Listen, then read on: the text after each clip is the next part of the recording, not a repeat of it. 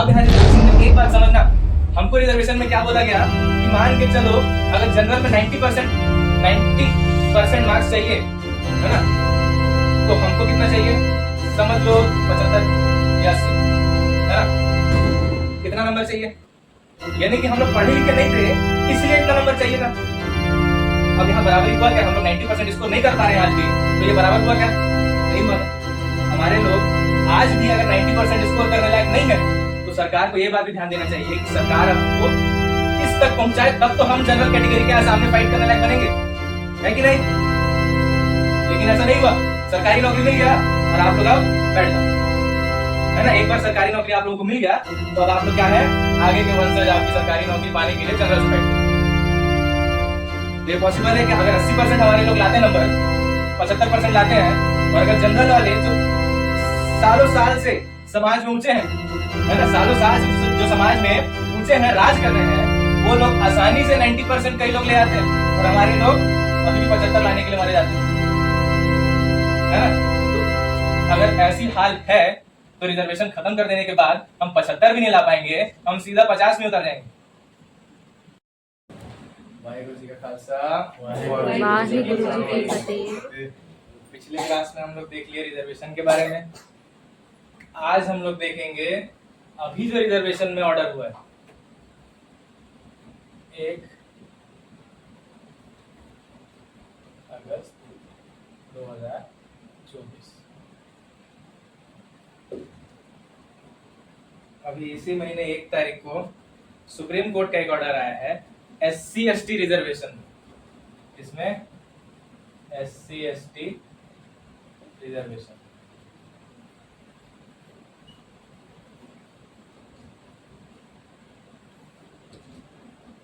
आज का मुद्दा हम लोग का क्या रहेगा, पहले हम लोग जानेंगे कि SC ST रिजर्वेशन में क्या ऑर्डर आया है, और दूसरी बात हम लोग आज मेन मुद्दा जानेंगे हमारे लोगों के बीच में जो अभी ST के लोग यहाँ ज्यादा हैं, तो ST की कहानी हम लोग यहाँ जानेंगे, जो कि यहाँ कुड़ुक लोग अभी ज्यादा है। तो सबसे पहले हम लोग ये देखते हैं कि 1 अगस्त 2024 को क्या ऑर्डर किया है सुप्रीम कोर्ट। अब इसमें ऑर्डर ये किया है कि मान लो अगर हम लोगों के बीच में 10 लोगों को नौकरी मिल गया है ना, 10 लोगों को अगर नौकरी मिल गया है तो उनके परिवार में उनके आगे जो बच्चे होंगे उनको रिजर्वेशन के जरिए नौकरी नहीं मिलेगा, ठीक है।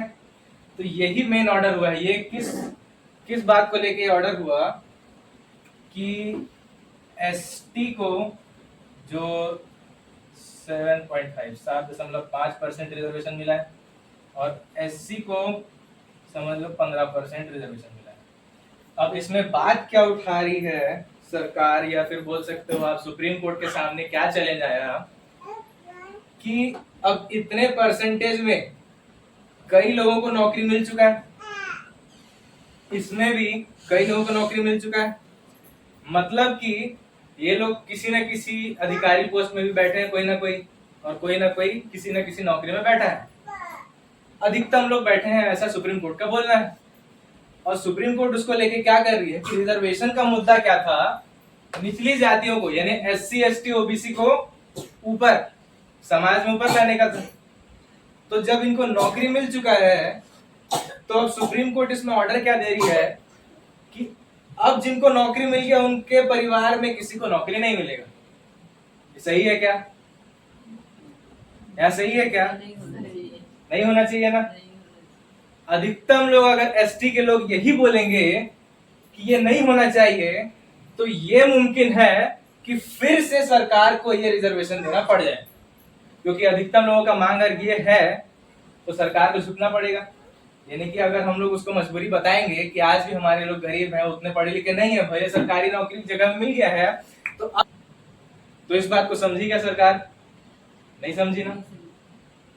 इसी बात को हमको समझाना है सरकार को। अब ये जो रिजर्वेशन खत्म की है इसके खिलाफ हमारे लोग क्या फैसला लेते हैं। जैसा कि मैं आर या पार की लड़ाई बोल रहा था पिछले बार, वो ये था कि या तो आप सही से रिजर्वेशन दो या तो मत दो, नहीं दोगे तो हम रिजर्वेशन के लिए लड़ेंगे भी नहीं।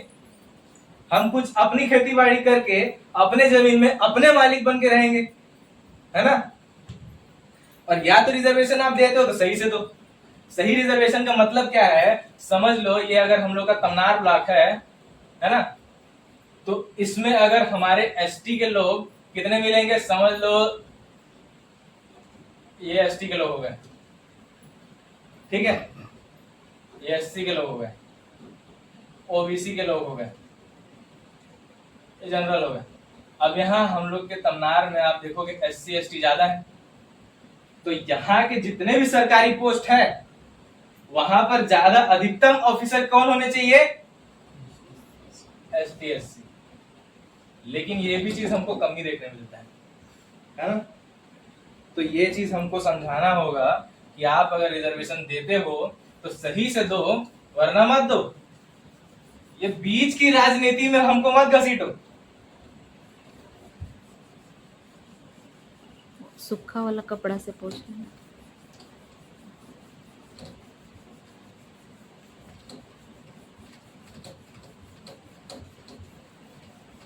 अब हम लोग आगे देखते हैं। मेन आज हम लोग कहानी सुनेंगे या अपने समाज के बारे में जानेंगे कि हमारे जो एसटी के लोग हैं, मेन यहाँ जो हम लोग बैठे हुए हैं, कौन, उरांव कुड़ुक, है ना, हम ही लोग ज्यादा बैठे हैं। तो आज हम लोग मेन एक कहानी सुन लेते हैं कि एसटी के लोग हमेशा से आदिवासी, जो हम जानते हैं कि आदिवासी जंगल झाड़ियों में मिलते हैं, ऐसे नहीं थे। हम क्या थे, रोहतासगढ़ किला में एक समय में राज करते थे। कई लोग सुनेंगे कहानी रोहतासगढ़ किला। वो कहानी के बारे में जानते हैं कि हमारी सभ्यता क्या थी और बाद में क्या हो गई। अब उस सभ्यता की बराबरी हम लोग साल भी देखेंगे, किस साल में हमसे वो सभ्यता छिन गई, हार गए हम, और अब हम लोग क्या उसकी बराबरी कर पा रहे हैं। अगर उस समय भी हम सभ्यता में होते, है ना, समाज में होते, तो क्या हम लोग इतने पिछड़े होते, नहीं होते। तो हमको उतनी बराबरी का सोचना है, इस बराबरी का नहीं जितना सरकार हमको रखना चाहती। तो आज हम लोग एक बहुत रोमांचक कहानी सुनेंगे। सूखे कपड़े से पोंछ ले, फिर होगा। तो ऐसे ही हम लोग कहानी सुन लेते हैं। आज लैपटॉप में है ना। देखो, एससी एसटी और ओबीसी के लोगों को सरकार जो है धीरे धीरे समाज से ही बाहर करने वाला है। हमारी गिनती नहीं की जाए, ये बोल रहे, हमको नहीं गिना जाए, यानी हम लोग एक पशु के बराबर भी गिनती नहीं आए। ये देखो, ये जो किला दिख रहा है, ये रोहतासगढ़ का किला है ना, जो अभी कहाँ है, बिहार में। बिहार में, झारखंड में है, पहले बिहार में था, अब झारखंड में हो गया है। ये किला कितना पुराना दिख रहा है, लगभग कितना पुराना होगा, कुछ अंदाजा? कोई अंदाजा नहीं लगा सकते। क्यों? क्योंकि इसी वेबसाइट में मैं आपको एक चीज दिखाता हूं। जब हमने रोहतासगढ़ का किला हारा, वो समय कौन सा था? वो समय था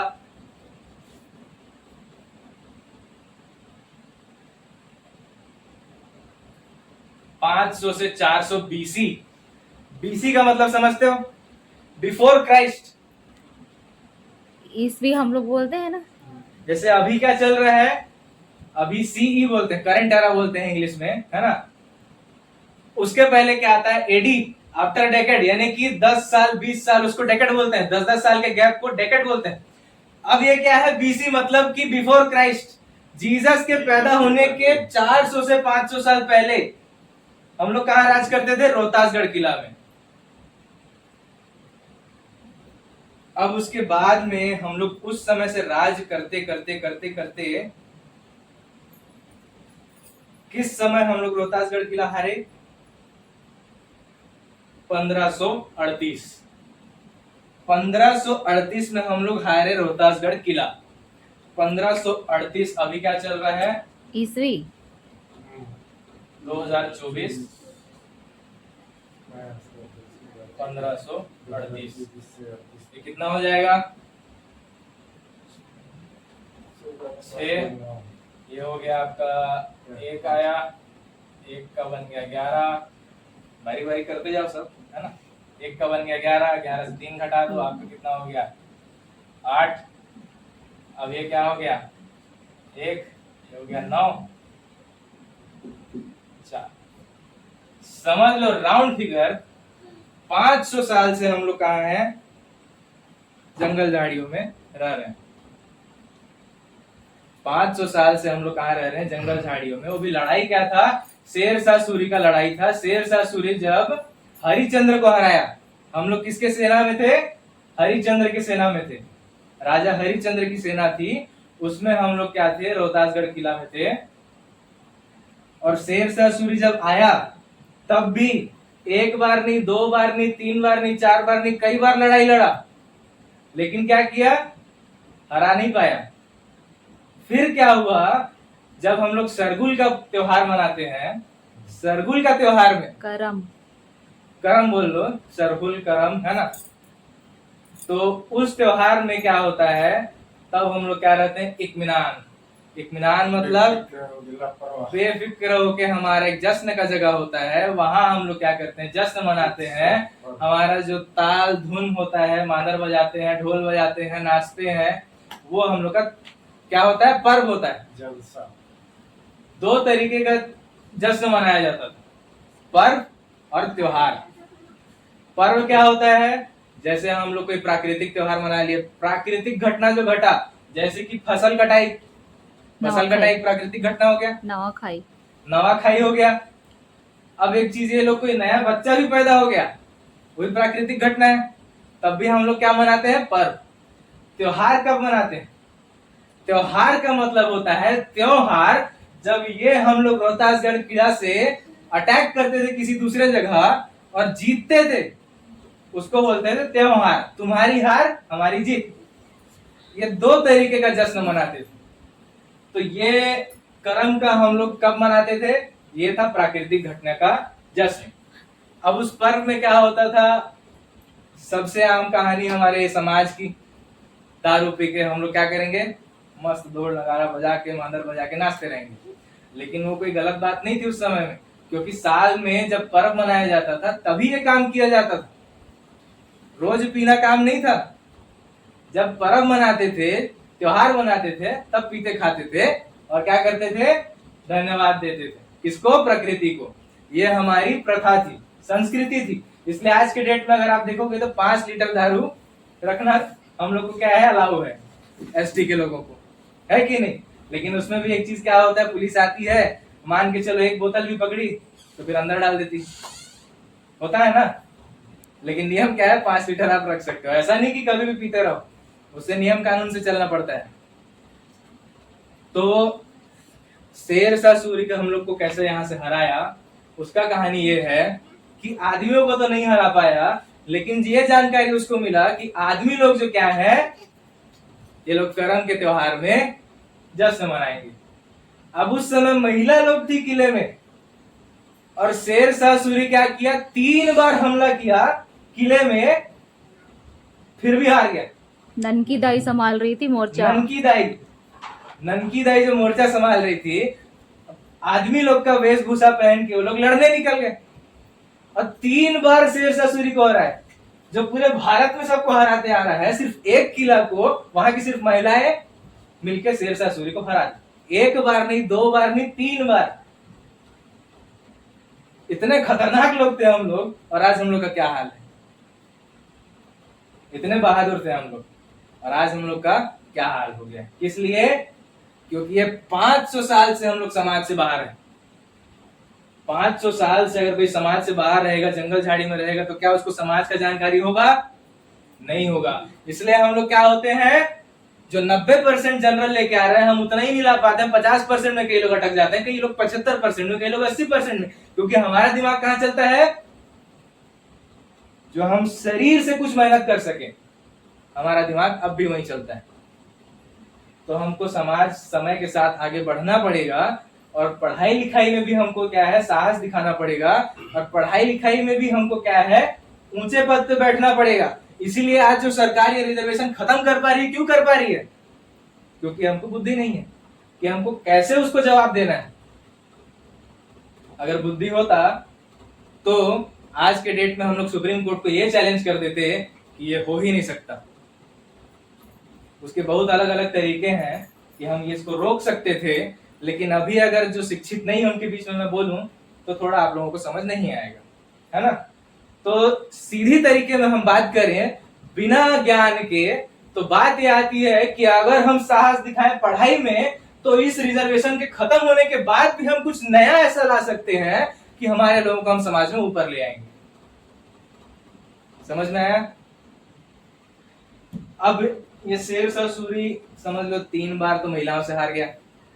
एक छोटा सा डिटेल था जो ये नोटिस किया कि आदमी जो थे एक हाथ से चेहरा धोते थे।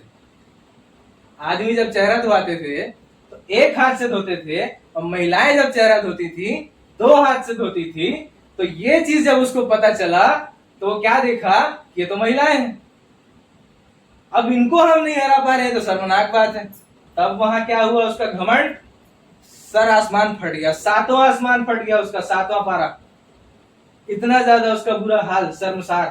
तो वो क्या किया, जब तीसरे हमले के बाद में जब महिलाएं वापस जा रही थी तब वो पीछे से हमला किया। ये गलत बात है, किसी भी युद्ध के खिलाफ गलत बात है ना। अगर कोई असली योद्धा है तो ये काम नहीं करेगा, लेकिन उसका क्या हुआ, आत्मसम्मान गिर गया, तब वो वहां पर क्या किया, पीछे से हमला किया। इस वजह से हम लोग क्या हुए, हार गए, और 500 साल से जंगल झाड़ी में रह रहे थे। ये था कहानी हमारे रोहतासगढ़ किले का। अब बात करते हैं, फिर से आ जाते हैं हम लोग कहाँ, रिजर्वेशन में। रिजर्वेशन में हम लोग इस बात पे आ सकते हैं कि आज के डेट में हमारे साथ रिजर्वेशन जो हमको मिला, कुछ साल ही सही मिला, लेकिन उसमें हमारे साथ क्या गलत हुआ। सबसे पहला, हम लोग अगर कोई वैकेंसी भरते हैं तो उसको क्या करती है सरकार, क्या करती है, कहीं ना कहीं से काट झांट करके क्या करेगी, कैंसिल कर देगी। सबसे पहली बात, कई लोग तो अशिक्षित है तो वो लोग उतना नंबर भी नहीं ला पाते हैं कि हम लोग पास कर सके, लेकिन कुछ लोग तो शिक्षित है, पढ़ने लिखने का बहुत जज्बा है ना। कुछ बच्चे होते हैं जिसमें पढ़ने लिखने का जज्बा होता है, लेकिन गलत उनके साथ होता है। जब ये दिख रहा है कि हमारे लोग वहां नहीं पहुंच पा रहे हैं तो सरकार को और कोई तरकीब निकालना था, लेकिन अंदर ही अंदर घूसखोरी में क्या काम चला, किसी शर्मा को, किसी तिवारी को, किसी अग्रवाल को, किसी और को क्या किया, पैसा ले लेके उस सीट में बैठा दिया। अब वैकेंसी तो भर रहा है और कई वैकेंसी खाली भी है, ये काम किया। अब जब वैकेंसी वहां कुछ खाली है, कुछ भरा है, तो जो आदमी, जो लड़का, जो स्टूडेंट पढ़ लिख के उस जगह के लिए अप्लाई कर रहा है और वो जगह भरा हुआ है, तो सरकार क्या करती है, ये तो यहाँ गड़बड़ हो जाएगा। सरकार क्या करेगी, वहां उस आदमी को किसी भी हाल में वहां नहीं घुसने देगी, क्योंकि वो जगह तो भरा हुआ है। अयोग्य बता देंगे, किसी भी तरीके से अयोग्य बताएगी, हम लोग को क्या करेगी, जो हम लोग वैकेंसी भरते हैं उसको कैंसिल करेगी। और दूसरा क्या था, हमारे बीच में जो संगठन आते हैं, जैसे हम लोग के समाज के साथ में गलत हुआ, लेकिन हम लोग को पता था कि गलत हुआ, पता था कि नहीं पता, नहीं पता, क्योंकि हम लोग को पता ही नहीं था कि सरकार हमारे लिए क्या योजनाएं बना रही है, क्या नहीं बना रही है, सबको नहीं मालूम था। तो ये बताने का जिम्मा कौन लिया, संगठन। अब देखना ये बात, जब कोई संगठन बनाता है तो वहां पर क्या काम करता है कि वो सरकार के पास ही जाके अपने आप को रजिस्टर करता है कि मैं ये संगठन बना रहा हूं, हम कुछ लोग मिलके ये संगठन बना रहे हैं। अब जब आप संगठन बनाओगे तब सरकार आपके सामने क्या रखती है, रूल्स एंड रेगुलेशन, नियम कायदे रखती है कि आपको इससे आगे, यह आपकी हद है, इसके आगे आप मुंह नहीं खोल सकते हो समाज में। अगर खोले तो आपका संगठन रद्द हो जाएगा। इस बात से क्या प्रूफ होता है कि अगर हमारे साथ कुछ गलत हो रहा है और हम सरकार के खिलाफ आवाज उठाते हैं तो वो काम संगठन नहीं कर सकती है कि सरकार के खिलाफ आवाज उठाए। ये होगा ना। अगर संगठन को मुंह खोलने से रोक दिया जाए आदि बातों पे, तो क्या होगा कि संगठन सरकार के खिलाफ अच्छे से मुंह नहीं खोल पाएगी। यहाँ क्या हुआ, हमारा एक फंडामेंटल राइट जो हमको कॉन्स्टिट्यूशन में मिला, right to speech, right to expression, right to speech, बोलने का अधिकार, जताने का अधिकार, क्या हुआ, खत्म हो गया। एक तरीके से क्या हुआ, खत्म हो गया। अब अगर एक आदमी उठ के कोर्ट जाएगा, एक आदमी उठ के अगर सांसद में जाएगा, एक आदमी उठ के एक नेता के पास जाएगा बताने की ये समस्या है, जिसको दिमाग आ गया है, वो ये लेकर के जाएगा, तो 10 तरीके का, समझ लो अगर कोर्ट से आपको सही फैसला मिल भी जाए तो क्या होता है, उस आदमी को पैसे का लालच देंगे, उस आदमी के ऊपर अटैक करवाएंगे, उस आदमी को किडनैप करवाएंगे, घर में हमला करवाएंगे। ऐसा ऐसा होता है ना हमारे लोगों के बीच, मारा पीटी होता है। तो ऐसा करके हमारे लोगों को बाहर तरीके से रोका गया, और हम लोगों को मालूम ही नहीं है कि फिर हम इसके खिलाफ कैसे लड़े। अगर हम फिर हथियार उठा लेते हैं तो हमको आतंकवादी बोल देती है, नक्सलाइट होता है ना।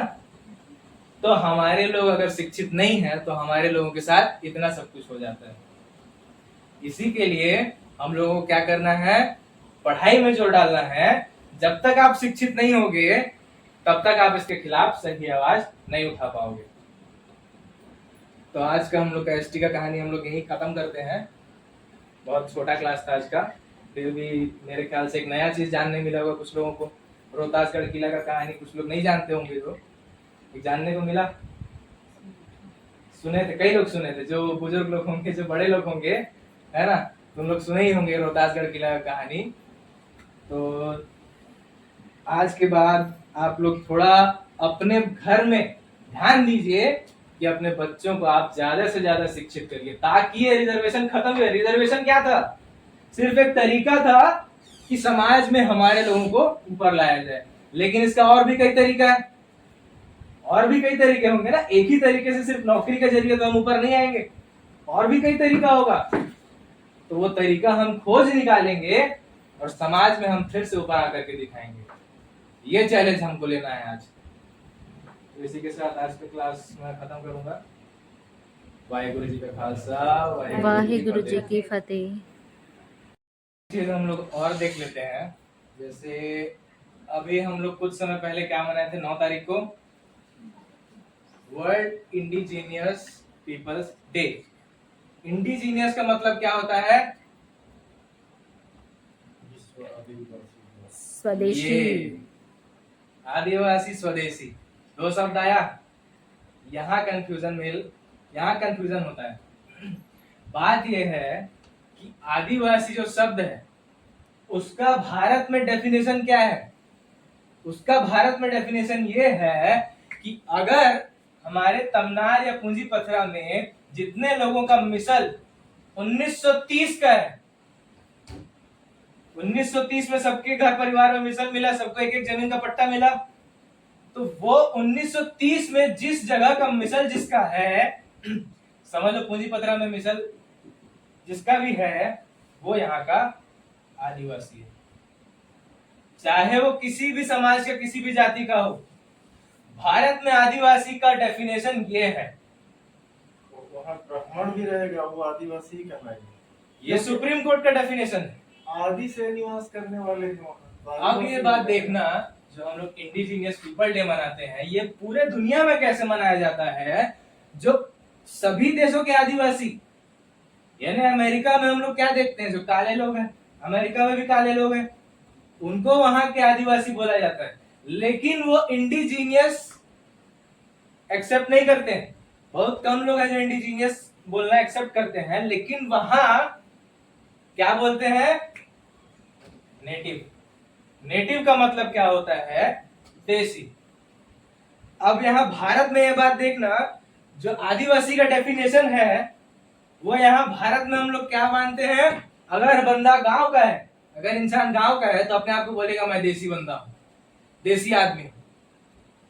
मतलब कि गांव के आदमी को देसी कहा जा रहा है, शहरी आदमी को नहीं। तो भारत में ये जो डेफिनेशन बनाया गया है, इसका कोई सही डेफिनेशन नहीं बना है। ये सिर्फ हवाई में एसटी के लोगों को आदिवासी बोल दिया जाता है। क्यों? और एसटी के लोगों को भी आदिवासी क्यों बोला जाता है? क्योंकि पूरे विश्व में जिस तरीके से हम जीविका जीते हैं उस तरीके को आदिवासी का तरीका बोला जाता है। लेकिन यहां भारत में खेल अलग है। भारत में खेल ये है, जो जिस जगह का पट्टा लेके रखा हुआ है वो उस जगह का आदिवासी है। अब इस वजह से होता क्या है कि पूरे विश्व संगठन में, यूएनओ, यूनाइटेड नेशंस में जो भी पैसा, फंड या फिर जो भी हमारे लिए तय किया जाता होगा कि भारत के आदिवासियों को ऊपर लाने के लिए ये खर्चा किया जाएगा, वो इस वजह से राजनीति में घुस जाता है। सिर्फ और सिर्फ राजनीति में इस वजह से घुस जाता है और वो हमारे हक का पैसा हम तक नहीं पहुंच पाता है। ये भी एक खेल है कि आज तक हमारे लोग ऊपर नहीं आ पाए हैं। ये पूरे विश्व तौर पर किया जाता है।